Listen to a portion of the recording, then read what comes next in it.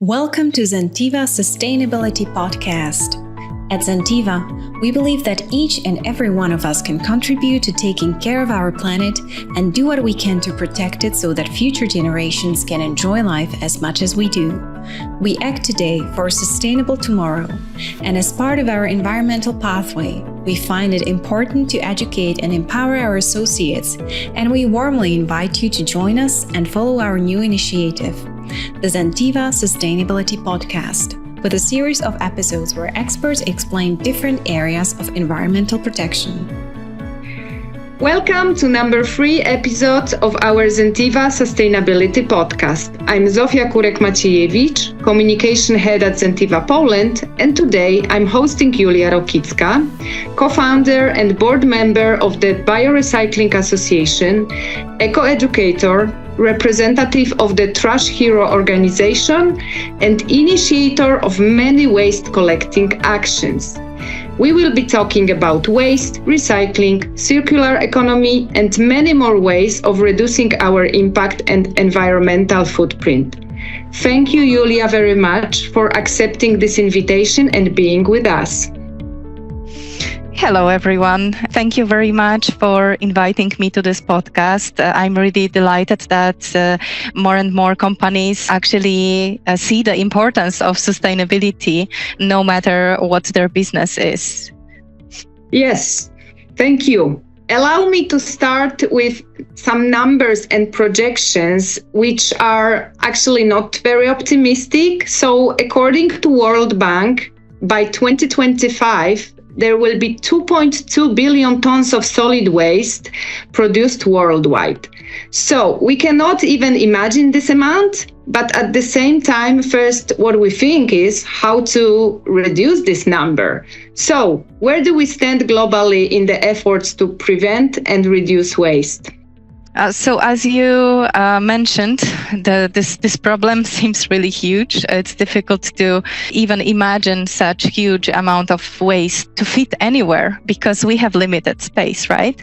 And also even plastic production is expected to triple by 2060 according to the OECD. So these numbers are terrible, but what do they tell us? It's that we are sinking in waste and it's everywhere. It's in Wrocław, where I come from. It's in the mountains, Polish mountains, it's in the seaside, it's everywhere globally, and we cannot escape that problem. As you know, our population globally is growing quite quickly, and the space is shrinking because we use it for many activities.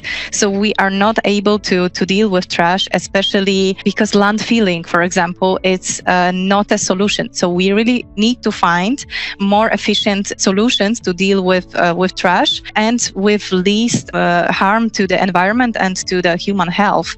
And I can tell you from our Trash Hero actions in the nature, which are joined by even sometimes more than 100 volunteers. Almost every time we go to the nature, we find like a couple hundreds of bags of trash of different things, clothes, whatever, like plastics, glass, like all of these types of trash. And where do we stand? Of course, since a couple of years, there is huge push to do something globally and also within the European Union when it comes to the trash problem. In 2015, European Union has started with this concept of circular economy, which means that whatever we put in the system, it stays there. It circulates, and we have to think smart about it. Also in the European Union, in, for example, 2021, single-use plastic was banned to put on the market. There is a lot of effort done also on the global level, international level by the UN.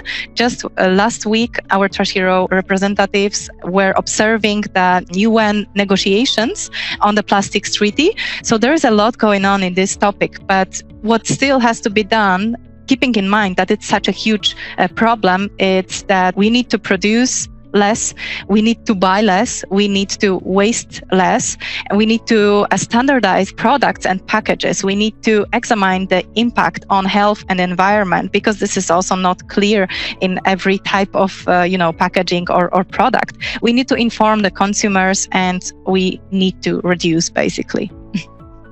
Okay, so thank you very much for providing these foundations and principles of further and continuous reduction of waste. And let's maybe focus on some key groups that play key roles. We agree that waste is a collective responsibility worldwide, but for instance, industries and business, they definitely play a key role. So we see now new solutions, new projects, new technologies, for example, in recycling. How would you assess the efforts in this area? So it's true that businesses and industry generally has like a key role to play in reducing waste, but we have to keep in mind that they are also producers. That's how they make the business. So of course, it's not possible to stop all that. And I think when it comes to the efforts, production companies, of course, have a big impact to do because they can switch to more sustainable packages. I'm thinking, for example, because you are a pharmaceutical company that, use, for example, more glass because it doesn't interact with meds. Also, it can be recycled forever. And now the recent research shows, Greenpeace just published an article that, for example, some plastics that are being recycled are becoming more toxic. So I think we always have to keep in mind health. And of course, plastic, there is a huge wave to recycle plastic. But is it the healthiest solution? We have to think about that. I think also companies have a big impact in making employees more aware about sustainability in general, as you do, for example, with this podcast. I think there is also a lot of innovations when it comes to packaging by different companies, but there is also some greenwashing. So I think every industry has to find their own most sustainable way within their area of activity. Okay, and you touched upon the very important subject for us, indeed, the health. So we can agree, and this is indisputable, that less waste equals better health. And there is one particular area within this health concern when we connect it with waste is the pollution of water. Lots of plastic going into rivers, lakes, oceans. Could you provide best practices regarding protecting water from plastic?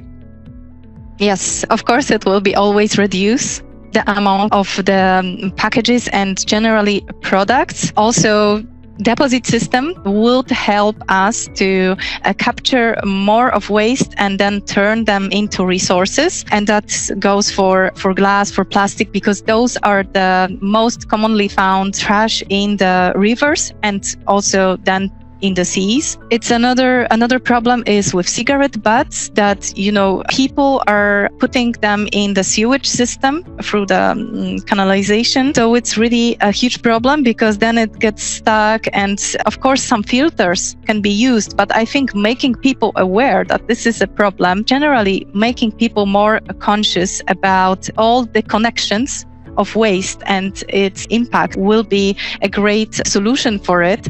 But another solutions are, of course, for example, for a company like you, I think it's important that extended producer responsibility is turned into law because it will help to make the packages more sustainable and maybe produce less packages again, so reduce the amount of waste. We have to remember about circular economy as a hierarchy of dealing with waste. So always keep in mind what are the first steps: reusing, reducing, refilling, repairing, rethinking, redesigning to more sustainable solutions, and recycling only later.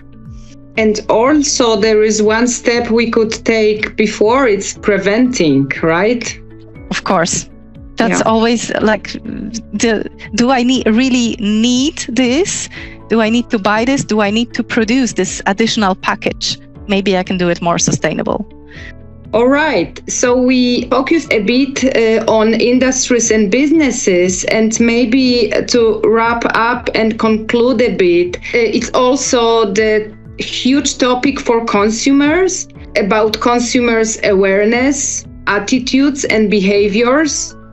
It's simple. Every day, each of us can contribute, yes, with small and big steps to become so-called trash hero, as you are, and you are proud of it. So how would you encourage each of us, our listeners, our followers, to become trash hero on daily basis?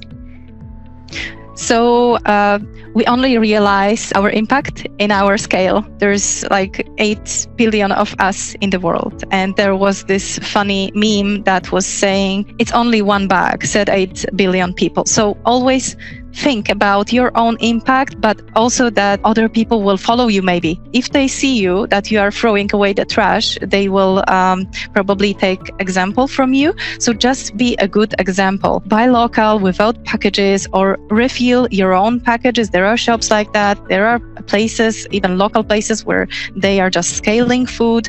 Refuse whatever will be given to you. If you don't need that, refuse that. Reduce whenever you can, reuse, donate whatever you don't need. You can always ask yourself, do I need to buy this additional thing? Is this a resource or trash? Can I give it away to somebody? Can it be recycled? Where should I throw it away? Just basically become a bit more conscious about the big picture. And of course, take your own packages, bags, bottles, and just become more conscious about our impact in a big scale. Julia, thank you very much for sharing your knowledge and expertise with us. Thank you very much for your time. Thank you very much.